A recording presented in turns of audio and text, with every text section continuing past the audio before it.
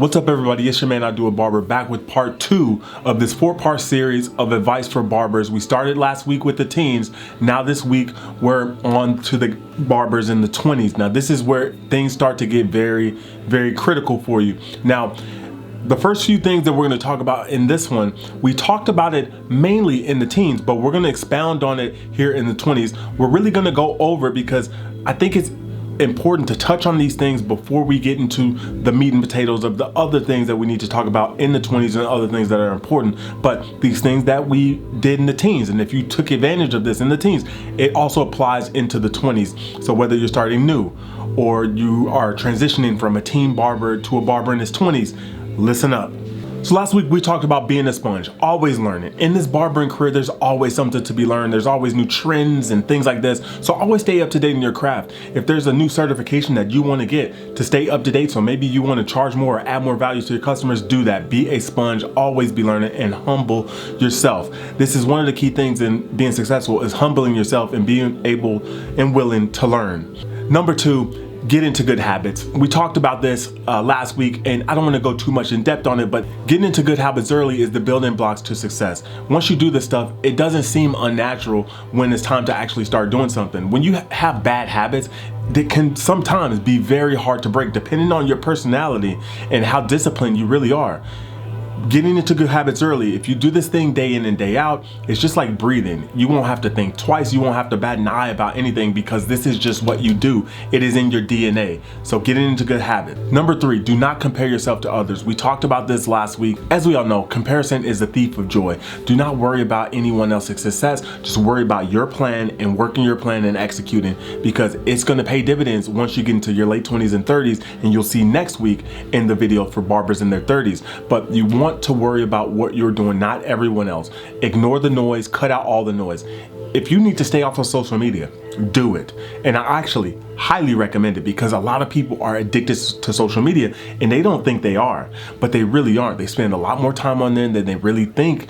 And let's just be honest, is your time productive there? More than likely, it isn't. So don't compare yourself to others. Just worry about yourself. You're doing just fine if you have a plan for yourself. Don't deviate from your plan and do something foolish that can set you back. Here in the 20s, this is a prime opportunity for you to gain a lot of ground, especially if you didn't start in the teens. But if you were in the teens and now you're in your 20s, you are going to be on the path to success if you follow everything you've done into your teens, taking it into the 20s. So if you're in the 20s, do not compare yourself to others. You have a massive opportunity.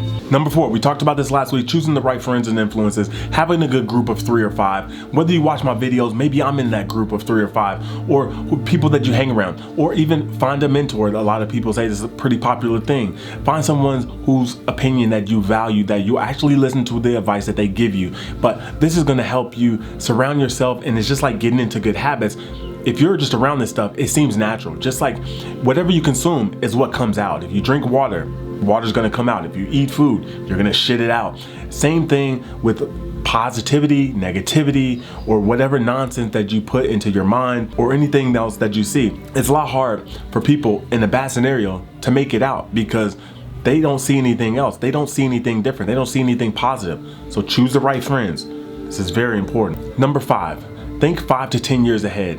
We want to do some goal setting. At any stage of life, you should always have goals. We talked about this last week. It's very important to start thinking, projecting, start strategizing, and then implementing your plan. So think 5 to 10 years ahead.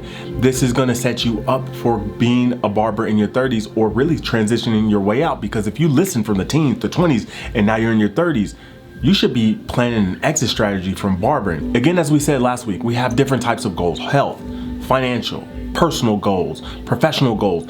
You should have all these things lined up and working towards that for your future. Number 6, figure out when you're going to retire and how much money you are going to need in retirement.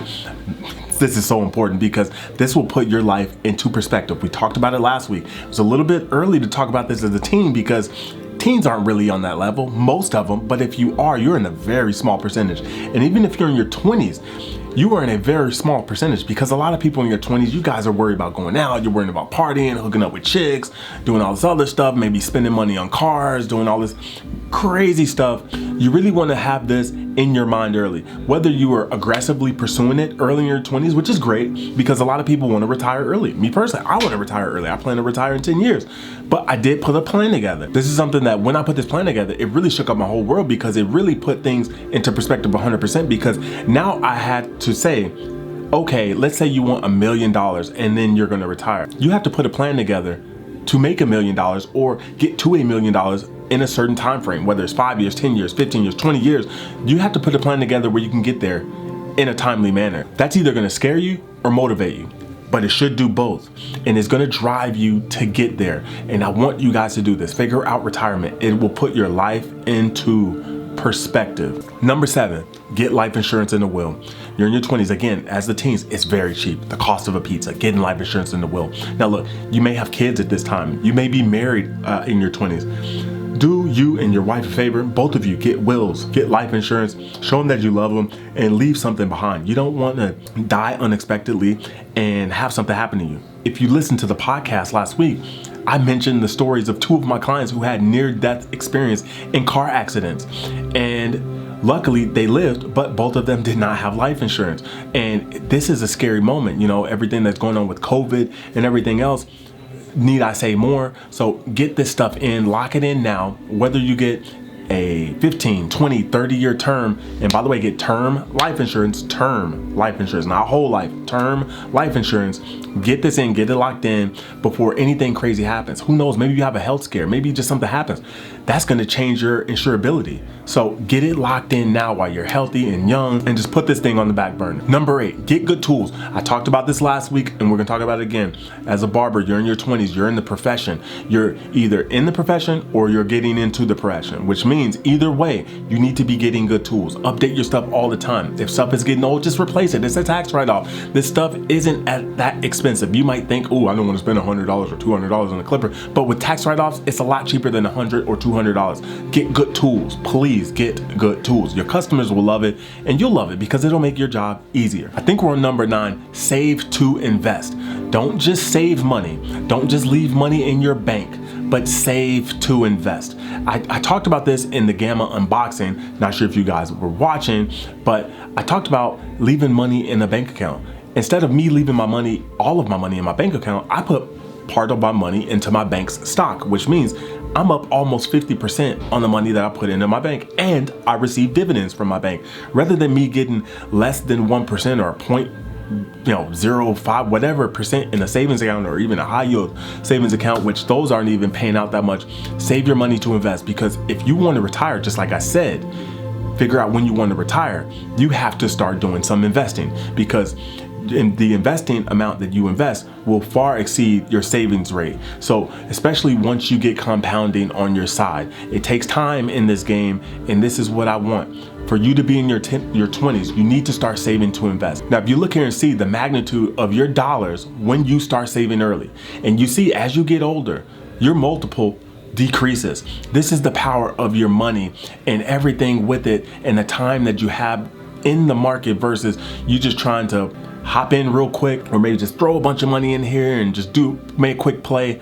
Long term is the best way to go, because you get favorable tax treatment this way by investing for the long term, and your money will compound like a monster in the long term. So save to invest. Now, I always recommend you guys, if you don't know anything about investing, you could either invest in mutual funds, index funds, or ETFs. I recommend those 3 before you start trying to invest in individual companies, because what this does is this allows you to invest $1 or $100 into multiple companies, even hundreds of companies. Instead of you actually having to go out and individually pick all these companies and do all the research, you can have a manager, whoever manages that fund, pick and do the research for you, and then just let it grow that way. And then if you get some experience with investing, you start learning a little bit more about it, then you can start venturing out and maybe messing with individual companies. But if you're busy and you don't have a whole lot of time to research all these companies, just invest in mutual funds, index funds, or ETFs. Pick one of them. I recommend, honestly, ETFs or index funds, but ultimately that's on you. But I want you to get started on this in your 20s. As you saw from the illustration, the power of your money will go so far in your 20s. Number 10, have an emergency fund. You need this. We talked about this in the teens, and I wanted you guys to get ready. Now you're in your 20s, you have a lot more responsibilities. When you're in your teens, emergency fund is a very small amount because you don't have very many expenses. You're pretty much living home with mom. But when you're in your 20s, you should be living on your own. Maybe you're married, maybe you have kids. You have a lot of responsibilities, a lot of liabilities. So have this emergency fund ready, because anything can happen in life. A car breaks down, something in the house happens, maybe a medical emergency, maybe someone dies and you got to fly somewhere, or maybe someone dies and maybe family's asking you to pay for the funeral arrangements. Anything can happen, and this is the whole purpose of an emergency fund. So in case something does happen, you won't have to skip a beat. You can continue on with your day-to-day life as if nothing happened, because you have an emergency fund. You have a security blanket in case an emergency, in case of a tragedy, or in case something happens. Maybe you lose your job, maybe you get injured, maybe you sprain your ankle and you can't work for a couple weeks. This emergency fund will offer you a buffer to stupidity happening in your life. And as we saw from the pandemic last year, you need an emergency fund. And also, you're self-employed, which means your income is not guaranteed. It's gonna fluctuate. You look at your books, it's gonna fluctuate. So you really need to have an emergency fund. A lot of people generally say 3 to 6 months of expenses. I would say if you're self-employed, you may need a little bit more, especially if you don't have money invested. Numero 11, avoid bad relationships. We talked about this before, and we're going to talk about it again because this is very important. You're young, you're very social, you're very vibrant, you're out there if you're that type of person, and this is where bad relationships will get you in trouble. Time and money. You're spending a lot of time with friends, maybe a girlfriend or boyfriend, and you can get money back, but you can't get time back. So you want to be really careful how you spend your time and avoid bad relationships, because here's the thing, in the 20s, when you're in your 20s, if you're in and out of relationships, this is going to distract you from your goal. And if you have goals like this, if you're trying to be on this path that I'm telling you, and all of these keys that I'm dropping on you here, if you follow all of these, you are going to be successful. Guaranteed. You will be successful. You have no other option if you follow all of these to be successful. I can guarantee you that. And you hopping in and out of bad relationships, or you hanging out at the bar here, doing this there, doing that, just being distracted and doing all sorts of stupid stuff, because one little thing could shake up your whole plan. If you have one little vice, how many times do we see it with celebrities? They're very successful, but they have this one vice that can just topple everything, just turn everything upside down because of one simple vice that they have that's just a guilty pleasure. Keep these things in check and always be self-aware of what's going on. Avoid bad relationships. You don't want to be in a relationship with someone, especially if you're talking about like a lover's type of relationship. You don't want to be in a relationship like this where it's toxic, where it's a distraction, where you're wasting your time. A mate should be there to help and support you. It should be a nice addition. You shouldn't look for a mate because you're lacking in something. They should be there to help you, and you guys come together and actually build together. And again, with some of these bad relationships that you might be in, it almost be like, man, you might as well be my girlfriend and boyfriend the way you were acting, and you're supposed to be my friend. You don't want relationships like this. Tell you, get rid of this stuff right now. I kid you not, most of the people that I knew in my 20s, I don't even talk to them anymore, and I'm in my 40s. So I'm just gonna let you know that the more successful you get, your circle should get smaller. Number 12, do not have kids. I said this before in the teens, and I'm saying it again in the 20s. Do not have kids if you aren't ready. If you aren't ready, do not have them. There's nothing wrong with starting a family when you're early or when you're younger. Maybe this has been a goal of yours, like, oh, I want to become a father at 20 or have a kid at 25 or 23 or whatever your age is. There's nothing wrong with that. Just plan for it. And because kids will set you back so much. Kids are very expensive. Raising a child is expensive. Going through the whole procedure of having a kid, that's expensive. And you don't want this to set you back because you have some lofty goals. Just like when you say to invest. If you have a kid and you don't make a lot of money and you're not prepared, this can really set you back. How many times do you see people have kids and then they gotta work a job that they don't want just because they gotta support their family and they're not really fulfilling their dreams? This is why I say, I'm not against you having kids. I just want you to have them at the right time. It's no problem if you have a kid in your 30s or whatever. Maybe you're gonna be more secure professionally and mentally, and you're more well equipped to raise a kid at that point, because at the end of the day, you're still young and you're still learning. But nevertheless, as long as you love the kid, I think at any age, you'll be more than well equipped to raise a kid if you can just raise the kid with love. So there's no handbook on how to raise a kid, but if you just have love and treat the kid with love and give them the best, I think you will be just fine. But advice, have them if you are prepared. Number 13, and this is where we start branching out from the teens into the more mature stuff in the 20s, and that is smell the roses. Every once in a while, you want to just smell the roses. Yes, we're grinding. Yes, we're busy. We're focused. People are saying, hey, come out, come hang out with us over here, or let's go take this trip over there. And you've been saying no for a while, but every once in a while, you want to step back and smell the roses. Just take a step back, look outside of yourself, and really say, wow, I've really done well at this point in my life. Like, I'm right here, like, man, I've done so much. All this hard work is paying off. It's good to just step back and smell the roses. The experiences in life is what you really want. So just go out, maybe take a trip somewhere, or just take a break and just go do something fun. Buy something fun for yourself. Of course, within your means, but you want to step back and smell the roses. Too many times we see people that grind, but they never just take a step back and just enjoy a little bit of it. And then once they either get to their goal, or maybe they don't even hit their goal, they're just very frustrated. They're a little bit bitter that, man, like, I did all this stuff for nothing, like, and I got nothing to show for it. Step back and smell the roses. Number 14, get your barber license. We talked about this last week. It's so important. Get your barber license. I can give you so many examples of why you should get your barber license versus you pushing back saying why I shouldn't get a barber license. This is very important. This is your profession. This is your career. If you really care about the craft and you want to make some money, and you can go anywhere in the US that you want. Just go anywhere and you can work. Yeah, you'll have to switch over stuff, but this is just what happens when you have a profession and a career. Maybe you have to pay a little bit of money. Maybe you have to go back and just do a little bit, but you can go and work anywhere within the continental US, and it is great. So get your barber license. You'll learn a whole lot more, but be very smart about going to barber college, but definitely you want to get your license. Number 15, do not finance barber college. I've seen this so many times when I was going through barber college. People would take out student loans for barber college, and then I saw a crazy statistic from one of my instructors. He said like more than like 90 something of the people that get their license don't renew it at the 2-year mark once it's time to renew their license. And I was like, oh my gosh, so what are these people going to do with these student loans? More than likely they're just linking around. And you can't get rid of student loans, guys. If you didn't know this, you can't bankrupt your way out of this. You can't just not pay and blah, blah. The only way to get out of student loans is if you die.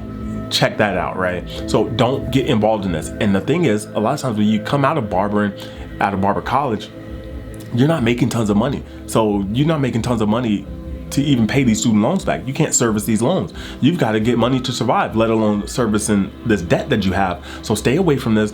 Be smart about going to barber college. Find a barber college that's less expensive. You can find one that's like maybe $2-4 grand. Maybe you won't get all the bells and whistles and all the stuff, and maybe this, but if you've been practicing, if you've been putting in the reps and doing all the other stuff, you should be good at cutting hair. At the end of the day, people care about the skills. People care about how good you are. They don't care about that license on your wall. So get your barber license so you can get your career started. Número 16, work on mastery, okay? Mastery is what we're trying to achieve. Mastery is what we're striving for, okay? You want to be very productive in the way that you work, and try and be an expert of your craft, because this is how you're gonna make the most money. This is what's gonna be the best tool for you to get where you're trying to go, which is your end goal of retirement. Whatever your goals are, like, I don't know, you just have to tell this stuff to yourself. If you want to tell me, drop them in the comments below, but work on mastery, the 10,000 hours that Malcolm Gladwell always talks about. I've noticed with barbers, a lot of barbers, once they hit that 5 to 6 year mark, that's when their skill level, like, it's like through the roof, and then their career just takes off. There's 40 hours in a week. There's 52 weeks in a year. That's 2,080 right there. Let's multiply this by 5. That gets you right around that 10,000 hours, which explains why I've noticed barbers around the 5 to 6 year mark, their skills are just ridiculous. And work on mastery, because once you get that mastery, once you get the skills, you lock them in, the money is gonna come, guys. Like, don't worry about the money right away. Don't just be so money hungry. And I get it. You got responsibilities. You might have kids. You might have a wife. You may have a car, a mortgage, blah, blah, blah. Work on mastery. The money will follow. Número 17, work on your income. Work on increasing your income. This is what you want to do in your 20s. You have a golden opportunity to increase your income drastically in your 20s. Now, if you work on mastery and watching the money follow and also implement other things, get another side hustle, figure out something else in this industry. I recommend that you have a side hustle that revolves around your current business so it doesn't tear you too far apart from the industry that you love. Let's say you want to get into real estate and this is your side hustle, and let's say you're grinding like really hard at real estate. That's gonna pull you away from barbering the more you get into something else. So who knows, maybe start a product line, maybe find something in the industry that you like, maybe start selling a course, maybe you become an educator, maybe you start a company like Chris Bosio and you see what happens there. But it's all within the industry so it doesn't pull you away from the industry. Whether you want to do real estate, there's nothing wrong with that. I'm not saying don't do real estate, but I'm saying get a side hustle. Also work on your craft and increase your income. Over the time, your haircut prices are going to raise because these increases in income is what's going to be very important once we start transitioning into your late 20s and then we start going into our 30s. That money is going to be very important once we start getting compounding on our effect. From the example where I said save to invest, once your income starts increasing, you're going to be like, wow, I could save 30 grand a year, which if you ask most people like, hey, you think you could save 30 grand in a year? Most people can't. Most people can't even save $10,000, $5,000 in a year. Once you get there, you've been saving to invest, you've been increasing your income, it's gonna be ridiculous how easy it is. Number 18, value your time. A lot of people are pulling at you. Like I say, there's a lot of distractions, a lot of friends, a lot of bad relationships, a lot of girlfriends, a lot of everything, social media, the TV, whatever. Value your time. You cannot get this back, guys. You're in your 20s, you have a massive opportunity. We talked about this earlier. Value your time. It is very important. I do not want you guys falling prey to silly stuff. Yes, you're young. Yes, you have a lot of time ahead of you, but value your time is very important. Number 19, learn from your mistakes. Be a sponge, like I said earlier. Always listen to people, but learn from your mistakes. Smart man learns from his mistakes, a wise man learns from the mistakes of others. This is one thing I've been great at, learning from other people's mistakes. It's not hard for me to see something happen to someone else and know that I don't want to go through that experience. But for some people, it's like they got to snort the coke to see if it's real. Luckily, I'm not that person, and I don't want you to be that person. Learn from other people's mistakes, but also learn from yours and say, hey, this is never gonna happen to me again. Because right now you have a lot of time on your hands and I want you to maximize it. Number 20, avoid car debt and credit card debt, please. We talked about this in the teens, but if you see from this example here, if you take $500 a month, which is $6,000 a year, compound that at an 8% return for 10 years, you see how much money you have. You see a lot of people, a lot of your peers probably in and out of car payments their whole life, or the vast majority of their life. It seems like this is commonplace, and it's not. And I'm here to tell you, I have a client. He just got a car recently. His car payment is $666 a month. He said after 4 years, he plans on hopping in another car payment. And I showed him this example and how much money he would have if he would just buy a cash car and invest the rest of that money. Now, here's the thing with the cars. If you have car payment, I want you to make sure that you're at least investing the amount of your car payment into the financial markets. You're investing it some way, somehow. If you're not, you're making a massive mistake. Also, with credit cards, if you're not able to pay these things off monthly, you're making a massive mistake. When you start investing and you start understanding yield on cost basis, return on capital invested, once you start understanding this stuff, you'll realize how idiotic a revolving credit card debt is, because this is like you burning a candle at both ends. It's like, oh yeah, I'm investing over here, but then you have credit card debt. You're servicing a credit card debt that pays almost like 17%, but then you're over here getting 10% returns. It makes no sense. If you can't pay them off, get them out of your life. And if you have credit card debt, you need to get rid of this ASAP. This is what we consider bad debt.